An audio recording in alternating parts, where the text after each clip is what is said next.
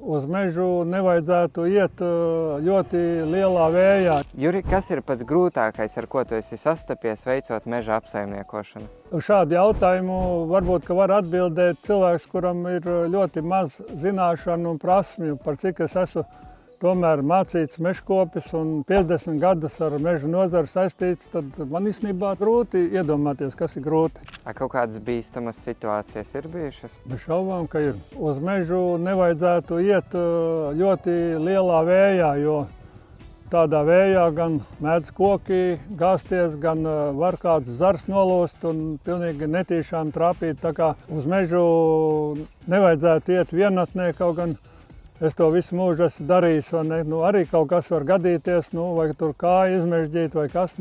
Jābūt līdzi vismaz uzlādētam telefonam, ja kas, lai var meklēt palīdzību. Ja jums interesē meža īpašumu pārdošana, cirsmu pārdošana, meža apsaimniekošana, ir iespēja saņemt piedāvājumu no uzņēmuma Dižozols.